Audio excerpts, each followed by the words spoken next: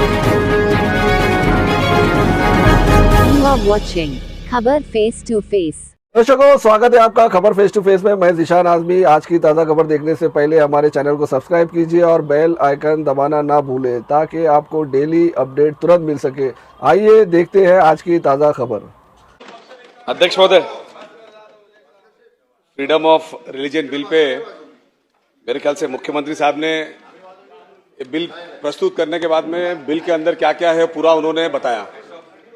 अध्यक्ष महोदय, बेसिकली ये बिल अगर बाकी के राज्यों ने लाया होगा तो हमारे राज्य ने लाना चाहिए, ऐसा कोई कंपल्शन नहीं है।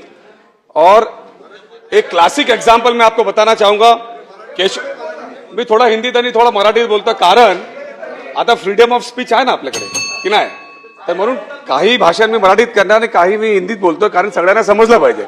बरेच लोकांना हिंदीत बोला, मराठीत बोला, बिलावर बोला, मला संरक्षण द्या। अध्यक्ष महोदय, क्लासिक एग्जाम्पल है केशवानंद भारती के केस का, जिसमें तकरीबन 13 जजेस ने सुना और 68 डेज कंटिन्यूसली सुना।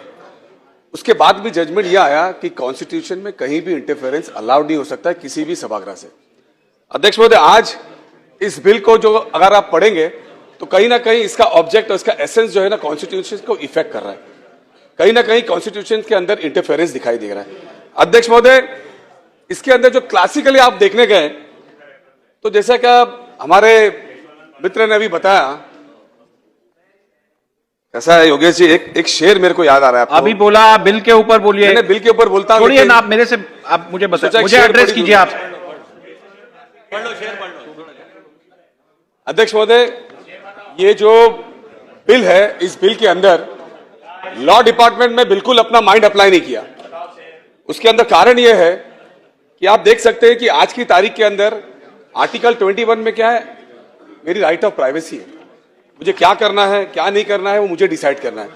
आप इसको 60 डेज का जो है नोटिस देंगे, जिस बंदे को अपना कन्वर्जन करना है वो अगर नोटिस देगा तो उसकी सुरक्षा का क्या होगा? उसको कोई मारेगा नहीं, उसको कोई देखेगा नहीं, उसके ऊपर कोई अत्याचार नहीं होगा। इसकी सुरक्षा के बारे में कुछ सोचा है क्या? या अगर उसको चेंज करना है तो क्या ढिंडोरा या ढोला ताशा बजा के करेगा कि मैं ये करने जा रहा हूं? ये कहीं ना कहीं फंडामेंटल कॉन्स्टिट्यूशन के अंदर बैठता नहीं है। उसके अलावा अगर आप देखने जाओ कि दो अडल्ट ने मिलकर अगर कोई डिसीजन लिया, दो अडल्ट चाहते हैं कि हम शादी करें, तो उसके अंदर कोई भी थर्ड पार्टी, उनका कोई भी रिलेटिव आके कंप्लेंट कर सकता है। और कंप्लेंट के अंदर इस बिल के अंदर आपने मैंडेटरी किया है कि उसके ऊपर एफआईआर हो जाए। जैसे उसके ऊपर एफआईआर होती है वो तो आरोपी हो गया।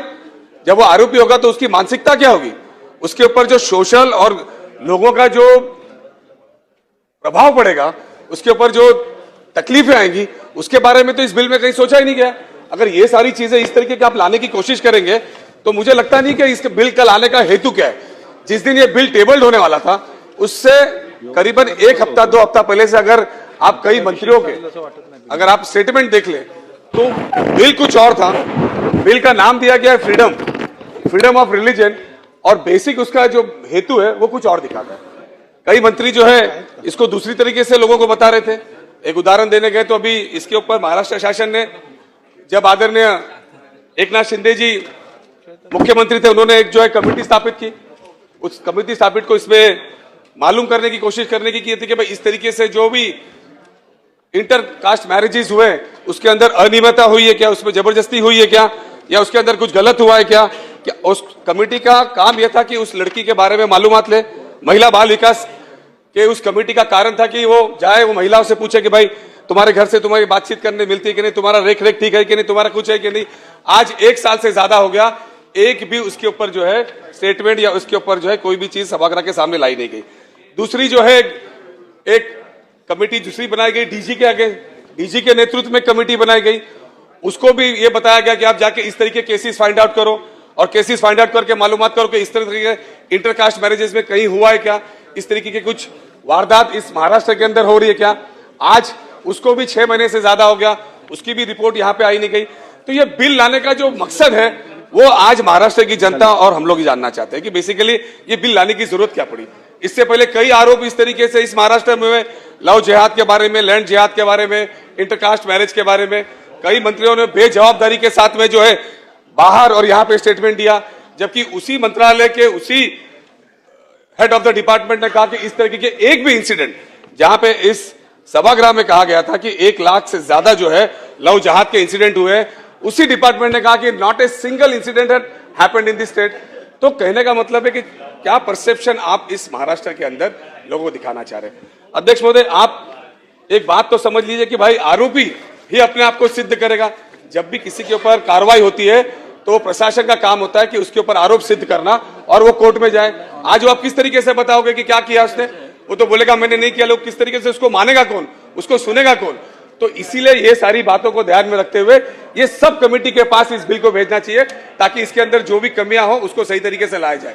इसके अलावा एक बात और भी बताना चाहूंगा अध्यक्ष महोदय कि आज इसमें कहा है कि आप इसको किसी को लालच देके, किसी को फंसा के, किसी को ये चीज करके आप किसी का धर्मांतर कर रहे हो। इसको डिसाइड कौन करेगा? इसका क्राइटेरिया क्या है? क्या आपने किसी को लालच दिया है, या आपने किसी को पैसे किए, या आपने किसी को फोर्स किया है? इस तरीके का अगर फोर्स होता है तो अडल्ट आदमी जाके जो है पुलिस स्टेशन में अपनी एफआईआर लॉन्च कर सकता है। उसके ऊपर कार्रवाई का प्रोविजन अपने बीएनएस आईपीसी के अंदर है। इसके ऊपर सारे प्रोविजन होने के बावजूद ये इस तरीके से गोल गोल बिल लाना कहीं ना कहीं किसी ना किसी समाज के ऊपर आगे चल के उसका दुरुपयोग करने का ये बिल है। ये अध्यक्ष महोदय मैं आपके साथ कहना चाहता हूं। साथ ही साथ